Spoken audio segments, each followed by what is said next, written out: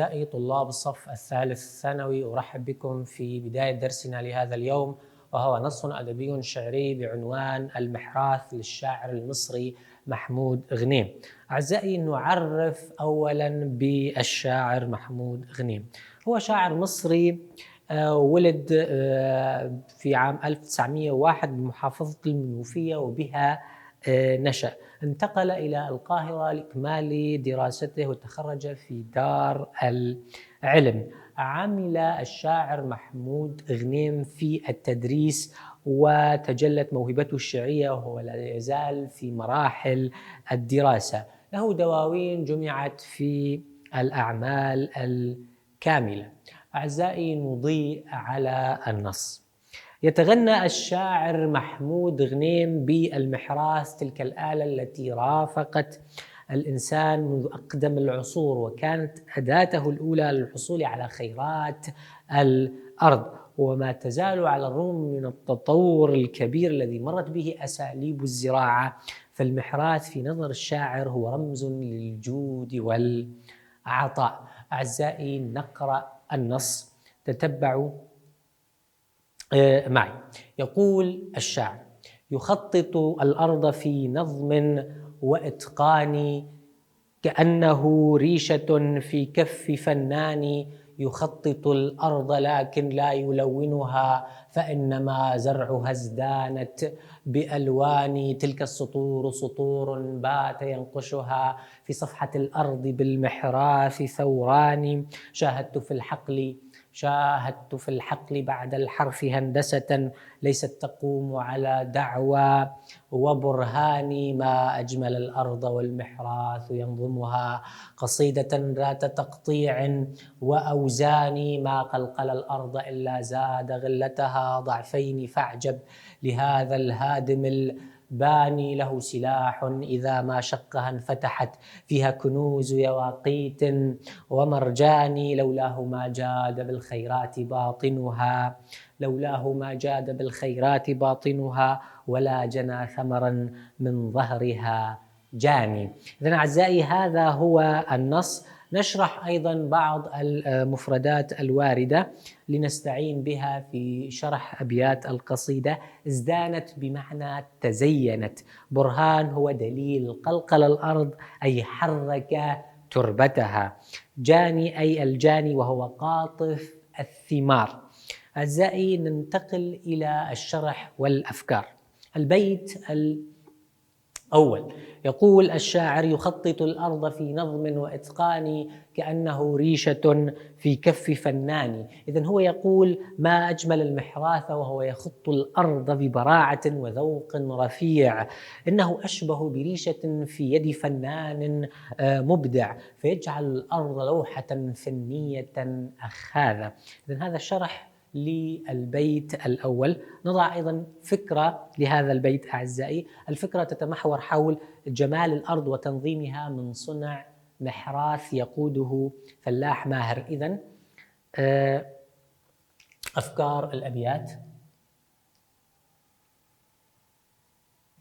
البيت الأول، الفكرة هي جمال الأرض وتنظيمها من صنع المحراث. إذن جمال الأرض وتنظيمها من صنع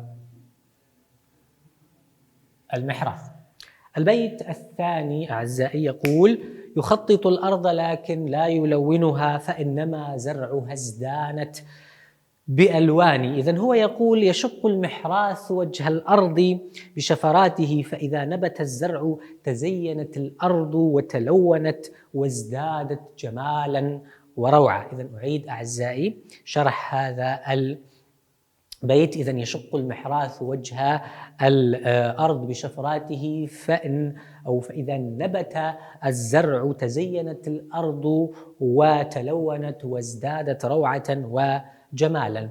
نضع فكرة أيضا لهذا البيت أعزائي. الفكرة هي جمال الأرض من مزروعاتها.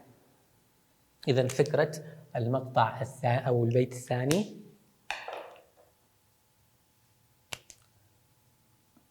جمال الأرض من مزروعاتها. نعم. البيت الذي يليه: تلك السطور سطور بات ينقشها في صفحة الأرض بالمحراث ثوران. هنا يقول الشاعر: وهذه الخطوط وهذه النقوش التي تشبه السطور خطها ورسمها على وجه الأرض الثوران اللذان يقومان بجر هذا المحراث. نضع فكرة: النقوش المرسومة على وجه الأرض من صنع المحراث. إذن فكرة البيت الثالث: النقوش المرسومة على وجه الأرض من صنع المحراث.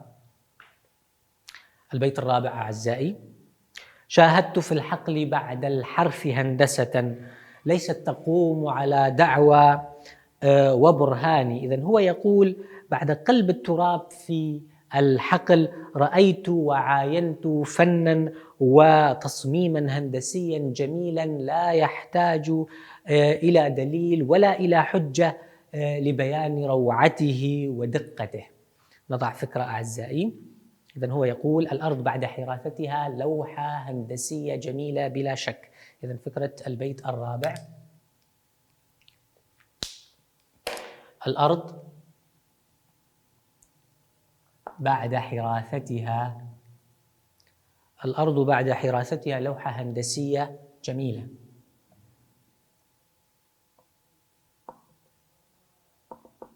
بلا شك.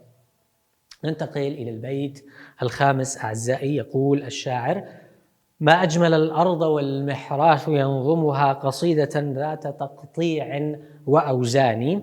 الشرح: يقول الشاعر: يا لجمال الأرض وروعتها بعد الحرث، إذ تبدو كقصيدة موزونة ورائعة.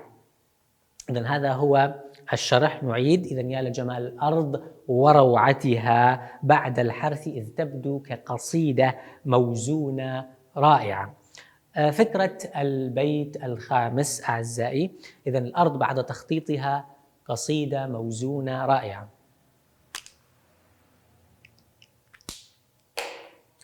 الأرض بعد حرثها وتخطيطها قصيدة موزونة رائعة. انتقل إلى البيت الذي يليه أعزائي: ما قلقل الأرض إلا زاد غلتها ضعفين فاعجب لهذا الهادم الباني. هنا الشاعر يقول: عجبا لهذا المحراث الذي يقلب التربة كي تطرح الخير الوفير، ومن يراه يعتقد أنه يسعى في خراب الأرض والحقيقة أنه يعمر الأرض ثراء وخصوبة. أعيد أعزائي: إذن الشاعر هنا يقول: عجبا لهذا المحراث الذي يقلب التربة كي تطرح الخير الوفير، ومن يرى المحراث يعتقد أنه يسعى في خراب الأرض والحقيقة أنه يعمرها ويغمرها ثراء وخصوبة. نضع فكرة للبيت السادس أعزائي.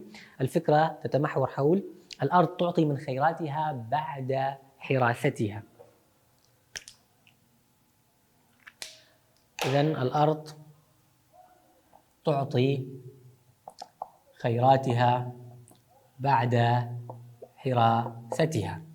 انتقل إلى البيت الذي يليه أعزائي: له سلاح إذا ما شقها انفتحت فيها كنوز يواقيت ومرجان. هنا يقول الشاعر للمحراث سكة، شفرات وحد قاطع يشق بهذا الحد ويقطع ويقلب به الأرض فيفتح فيها كنوز الخير والعطاء. إذن للمحراث سكة وحد قاطع يشق ويقلب به الأرض ويفتح فيها كنوز الخير والعطاء. نضع فكرة للبيت السابع أعزائي. الفكرة هي سكة المحراث تفتح في الأرض كنوز الخير والعطاء. إذن البيت السابع الفكرة هي سكة المحراث تفتح في الأرض كنوز الخير والعطاء. ننتقل إلى البيت الأخير أعزائي: لولاه ما جاد بالخيرات باطنها ولا جنى ثمرا من ظهرها جاني. يقول الشاعر في البيت الأخير: لولا المحراث ولولا عمل الفلاح وجهده المتواصل لما أخرجت الأرض كنوزها المخبأة وخيراتها ولا قطف الثمار قاطفها. إذن أعيد: لولا المحراث وعمل الفلاح وجهده المتواصل لما أخرجت الأرض كنوزها المخبأة وخيراتها ولا قطف الثمار قاطفها. نضع فكرة للبيت الأخير أعزائي، وهي عطاء الأرض من صنع المحراث والفلاح. إذن البيت الثامن، الفكرة: عطاء الأرض من صنع المحراث والفلاح. أعزائي، نضع أيضا فكرة عامة جامعة لأبيات القصيدة. فالفكرة العامة تدور حول أهمية المحراث في حياة الفلاح ودوره في غزارة الإنتاج. إذن نضع فكرة العامة أعزائي. إذن أهمية المحراث، أهمية المحراث في حياة الفلاح ودوره في غزارة الإنتاج، ودوره في غزارة الإنتاج. أعيد قراءة الفكرة العامة أيضا أعزائي. إذن أهمية المحراث في حياة الفلاح ودوره في غزارة الإنتاج. أعزائي، هذا كان شرح مختصر الأبيات وأفكار جزئية مع فكرة عامة. أعزائي، اسمحوا لي أنتقل الإجابة على أسئلة الاستيعاب والفهم. السؤال الأول يقول: بما شبه الشاعر المحراث في البيت الأول؟ يقول: يخطط الأرض في نظم وإتقان كأنه ريشة في كف فنان. إذن شبه الشاعر المحراث بريشة في يد فنان مبدع. إذن نضع أو نجيب على الأسئلة. إذن الاستيعاب والفهم. السؤال الأول: إذن قلنا بما شبه الشاعر المحراث في البيت الأول بريشة في يد فنان مبدع. إذن بريشة في يد فنان مبدع. نذهب إلى السؤال الثاني أعزائي: إذا كان المحراث لا يلون الأرض فما الذي يلونها؟ الذي يلونها كما يتبين لنا من البيت الثاني هو مزروعات الأرض. إذن الذي يلونها هو مزروعات الأرض.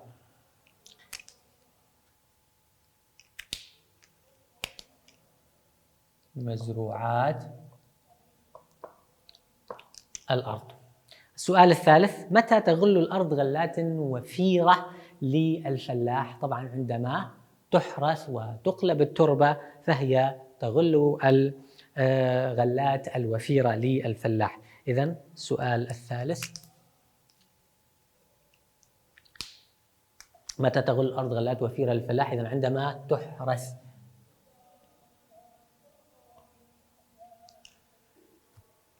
أعزائي، ننتقل أيضا للإجابة على التدريبات اللغوية. السؤال الأول يقول: هات مصدر الفعلين الآتيين يخطط وقلقلة.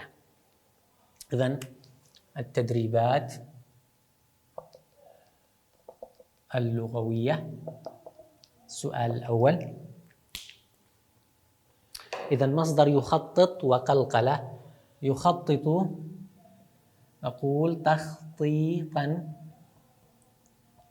وقلقلة المصدر قلقلة. إذا نعيد أعزائي السؤال الأول من التدريبات اللغوية: هات مصدر الفعلين الآتيين يخطط وقلقلة. يخطط تخطيطا وقلقلة قلقلة. السؤال الثاني: هات مفرد أوزان وجمع الحقل. السؤال الثاني: أعزائي مفرد أوزان هو وزن، أما جمع الحقل فهو الحقول. إذن مفرد أوزان وزن، جمع الحقل هو الحقول. السؤال الثالث من التدريبات اللغوية أعزائي: سمي نوع الهمزة مع التعليل في كلمة ازدانت. طبعا الهمزة هنا هي همزة وصل، السبب لأنها جاءت في فعل ماضي خماسي. ندون ذلك أعزائي. إذن السؤال الثالث: الهمزة في ازدانت. إذن همزة وصل لأنها وقعت في فعل ماضي خماسي. أعزائي طلاب الصف الثالث، بذلك نأتي إلى نهاية درسنا لهذا اليوم، وهو كان قصيدة بعنوان المحراث. رأينا كيف أن الشاعر نقل لنا رؤيته عن هذه الآلة التي رافقت الإنسان عبر العصور، وكانت مصدر لجلب واستخراج خيرات الأرض. آمل أن أكون وفقت في تقديم ما هو مفيد لكم. أشكر لكم حسن متابعتكم، وإلى اللقاء في درس جديد.